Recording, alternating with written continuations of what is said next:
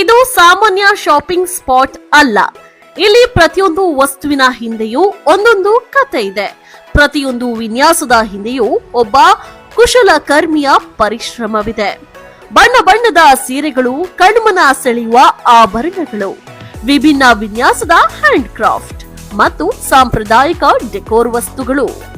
ಬಿಹಾರದ ಬಾಗಲ್ಪುರಿ ಸಿಲ್ಕ್ನಿಂದ ಹಿಡಿದು ಕಂಚ್ನ ಅಗ್ರಕ್ವರೆಗೂ, ಜೊತೆಗೆ ಲಕ್ನೋದ ಚಿಕನ್ ಕಾರ್ನಿಂದ ಕರ್ನಾಟಕದ ಇಂಕಲ್ ಮತ್ತು ಖಾದಿ ಸೀರೆವರೆಗೆ, ಜೈಪುರದ ಬ್ಲೂ ಪಾಟರಿ ಮತ್ತು ಮಧುಬನಿ ಪೇಂಟಿಂಗ್ಸ್, ಬೆಳ್ಳಿ ಮತ್ತು ಆರ್ಕಿಡ್ಸ್ ಆಭರಣಗಳು, ಹೀಗೆ ಭಾರತದ ವೈವಿಧ್ಯಮಯ ಕರಕುಶಲ ಪರಂಪರೆ ಒಂದೇ ಜಾಗದಲ್ಲಿ ಕಾಣಸಿಕ್ಕತ್ತೆ.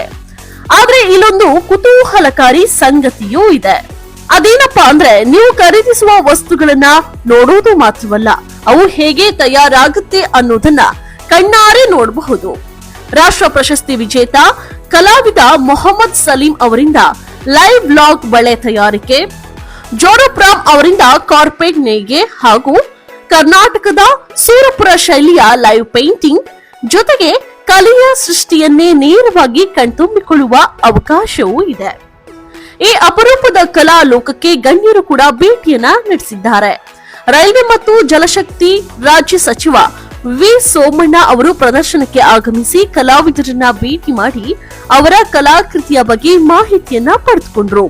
ಇಷ್ಟೆಲ್ಲಾ ವಿಶೇಷತೆಗಳನ್ನ ಒಳಗೊಂಡ ಈ ಕಾರ್ಯಕ್ರಮಕ್ಕೆ ದೇಶದ 25ಕ್ಕೂ ಹೆಚ್ಚು ರಾಜ್ಯಗಳಿಂದ 85ಕ್ಕೂ ಹೆಚ್ಚು ರಾಷ್ಟ್ರ ಪ್ರಶಸ್ತಿ ವಿಜೇತರು, ಮಾಸ್ಟರ್ ಆರ್ಕಿಡ್ಸ್ಗಳು ಆಗಮಿಸಿದ್ದಾರೆ. ದಿ ಇಂಡಿಯನ್ ಆರ್ಟಿಸನ್ಸ್ ಆರ್ಟ್ ಇವತ್ತಿಂದ 10 ದಿನಗಳವರೆಗೆ ಕಾರ್ಯಕ್ರಮ ಸ್ಟಾರ್ಟ್ ಆಗಿದೆ. ಭಾರತ ದೇಶದ 25 ರಾಜ್ಯಗಳಿಂದ ಕುಶಲಕರ್ಮಿಗಳು ಬಂದಿದ್ದಾರೆ.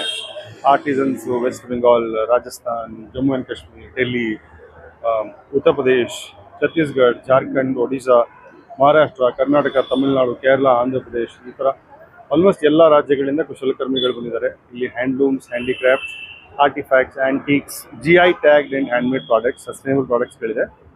ನಾವು ಇದನ್ನ ಬರೀ ಎಕ್ಸಿಬಿಷನ್ ಅನ್ನೋದಿಲ್ಲ, ಇದು ಒಂದು festival of crafts. Ravindra Bhat ಸಾಹೇಬರು ನನಗೆ ಒಬ್ಬ ಮಾರ್ಗದರ್ಶಕರಿದ್ದಾಗೆ, ನಾನೊಬ್ಬ ರಾಜಕಾರಣಿ, ಅವರೊಬ್ಬರು ಪತ್ರಕರ್ತರು. ಎಲ್ಲಿಕೇನ ಮಿಗಿಲಾಗಿ ನನ್ನಂಥ ಬಹುತೇಕರಿಗೆ ನಾವು ಪ್ರಾರಂಭದ ದಿನಗಳಿಂದ ನಮ್ಮ ಭಾವನೆಗಳನ್ನು ಸರಿದಾರಿಯಲ್ಲಿ ಕೊಂಡೊಯ್ತಕ್ಕಂಥದ್ರಲ್ಲಿ ಅವ್ರ ಕೊಡುಗೆ ಅಪಾರವಾಗಿದೆ. ಅವರು ಒಂದು ಸೂಚನೆ ಕೊಟ್ಟರು ನನಗೆ. ನಾನು ಡೆಲ್ಲಿಯಲ್ಲಿದ್ದೆ, ಬರಲೇಬೇಕಪ್ಪ ನೀನು ಒಂದು 5 ನಿಮಿಷ ಹೆಚ್ಚಿಗೆ ಅಂದ್ರೆ. ನನಗೆ 4-5 ದಿವಸಗಳಿಂದ ವೈರಲ್ ಫೀವರ್ ಆಗಿದ್ದೆ, ಮಲಗಿದ್ದೆ. ಆದರೂ ಕೂಡ ನಿನ್ನೆ ಬಂದು ನಮ್ಮ ದಿವಂಗತ ನಾಗೇಶ್ ಅವರ ಇದಕ್ಕೆ ಕಾರ್ಯಕ್ರಮಕ್ಕೆ ಅಂತಿಮ ಕಾರ್ಯಕ್ರಮಕ್ಕೆ ಹೋಗಿ ಬಂದವನು ಡಾಕ್ಟರ್ ಹೇಳಿದ್ರು ನೀವು ಹೋಗಬೇಡಿ ಅಂತ. ಮನಸ್ಸೊಪ್ಪಲಿಲ್ಲ, ಇಲ್ಲಿ ಬಂದೆ.